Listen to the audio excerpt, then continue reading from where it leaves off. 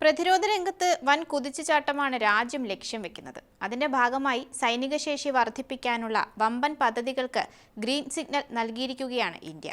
52,000 കോടി രൂപയുടെ അത്യാധുനിക ആയുധങ്ങളും പ്രതിരോധ സംവിധാനങ്ങളും വാങ്ങുന്നതിനാണ് പ്രതിരോധ മന്ത്രാലയം ഇപ്പോൾ അംഗീകാരം നൽകിയിരിക്കുന്നത്. പ്രതിരോധ മന്ത്രി രാജ്നാഥ് സിംഗിന്റെ അധ്യക്ഷതയിൽ ചേർന്ന ഡിഫൻസ് അക്വിസിഷൻ കൗൺസിലാണ് ഈ നിർദ്ദേശങ്ങൾക്ക് അംഗീകാരം നൽകിയത്. മിസൈലുകൾ, ഇലക്ട്രോണിക് യുദ്ധ സംവിധാനങ്ങൾ, കാമിക്കാസെ ഡ്രോണുകൾ എന്നിവയുൾപ്പെടെ വിവിധ സൈനിക ഉപകരണങ്ങൾ വാങ്ങുന്നതിനാണ് അംഗീകാരം നൽകിയത്. നമുക്കിതിനെക്കുറിച്ച് വിശദമായി നോക്കാം. ഞാൻ അമ്മു. ഇന്ത്യൻ സേനയുടെ ആധുനികവൽക്കരണ പദ്ധതിയുടെ ഒരു പ്രധാന മുന്നേറ്റമായി ഈ അംഗീകാരത്തെ കാണാം. കര, നാവിക, വ്യോമസേനകൾക്കായാണ് ഈ സൈനിക ഉപകരണങ്ങൾ രാജ്യം വാങ്ങുന്നത്.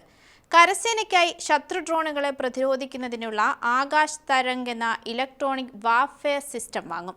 തദ്ദേശീയമായി നിർമ്മിച്ച man portable anti tank guided മിസൈലുകളും ആകാശത്തു നിന്നുള്ള ഭീഷണികളെ നേരിടാം medium range surface to air മിസൈലുകളും കരസേനയ്ക്ക് ലഭിക്കും.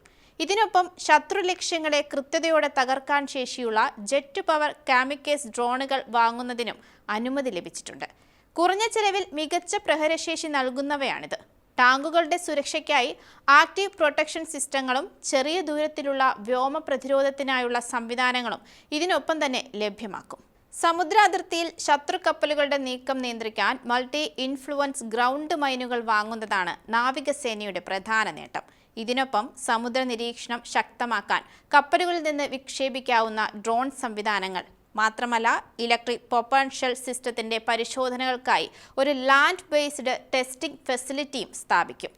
ദീർഘനേരം ആകാശത്ത് തങ്ങി നിന്ന് നിരീക്ഷണം നടത്താൻ കഴിയുന്ന fixed wing high altitude pseudo സാറ്റലൈറ്റുകൾ വ്യോമസേനയുടെ ഭാഗമാകും. ഇവയ്ക്ക് നിരീക്ഷണത്തിന് പുറമെ വാർത്താവിനിമയ സേവനങ്ങളും നൽകാൻ സാധിക്കുമെന്നത് പ്രധാനം.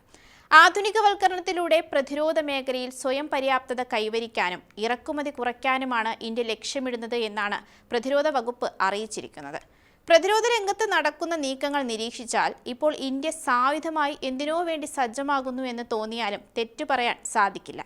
പുതിയ ആയുധങ്ങൾ സംഭരിക്കുന്നതിലുള്ള വേഗം വർദ്ധിപ്പിച്ചത്, ഡ്രോണുകൾ വാങ്ങിക്കൂട്ടാൻ ഒരുങ്ങുന്നത്, തദ്ദേശീയ പ്രതിരോധ കമ്പനികളെ ശക്തിപ്പെടുത്താനുള്ള കരാറുകൾ തയ്യാറാക്കുന്നത്, വിദേശത്തു നിന്നുൾപ്പെടെ കൂടുതൽ ആയുധങ്ങൾ വാങ്ങി സംഭരിക്കുന്നത്, ഇങ്ങനെ നിർണായകമായ ചില നീക്കങ്ങൾ കുറച്ച് മാസങ്ങളായി വളരെ വേഗത്തിൽ ഇവിടെ നടക്കുന്നുണ്ട്.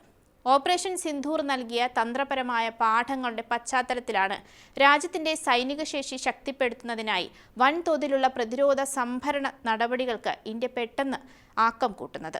പ്രതിരോധ മേഖലയിൽ സ്വയം പര്യാപ്തത കൈവരിക്കാനുള്ള ശ്രമങ്ങൾക്കൊപ്പം തന്നെ അടിയന്തര ആവശ്യങ്ങൾക്കായി വിദേശ പങ്കാളികളിൽ നിന്ന് അത്യാധുനിക ആയുധങ്ങൾ വാങ്ങുന്ന രീതിയും ഇന്ത്യ തുടരുന്നുണ്ട്. ആവശ്യമുള്ളവ സ്വന്തമായി നിർമ്മിക്കുക, അടിയന്തര പ്രാധാന്യമുള്ളവ വാങ്ങുക എന്നതാണ് ഇതിലൂടെ ലക്ഷ്യമിടുന്നത്. പുതിയ ഡിഫൻസ് പ്രൊക്യൂർമെന്റ് മാനുവൽ വഴി ആയുധങ്ങൾ വാങ്ങുന്നതിനുള്ള നടപടിക്രമങ്ങൾ കൂടുതൽ ലളിതവും വേഗത്തിലുമാക്കി മാറ്റി.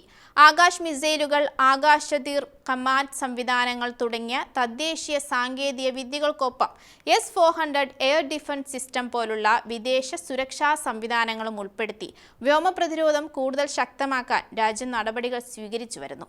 മാത്രമല്ല, കഴിഞ്ഞ കുറച്ചു വർഷങ്ങൾക്കിടെ ഇന്ത്യയുടെ പ്രതിരോധ കയറ്റുമതി വൻതോതിൽ വർദ്ധിച്ചിട്ടുണ്ട്.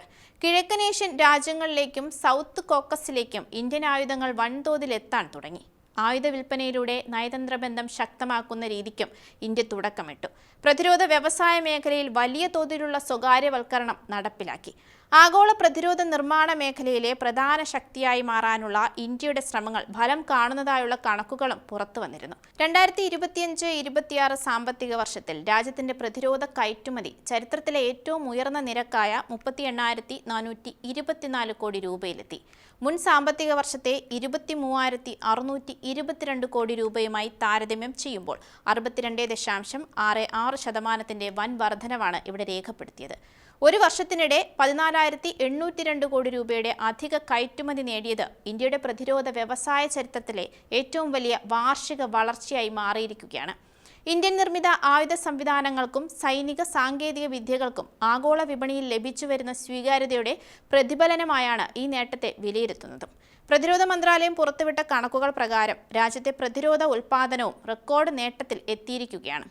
25-26 സാമ്പത്തിക വർഷത്തിൽ ഇന്ത്യയുടെ ആകെ പ്രതിരോധ ഉൽപ്പാദനം 1.78 ലക്ഷം കോടി രൂപയായി ഉയർന്നിട്ടുണ്ട്.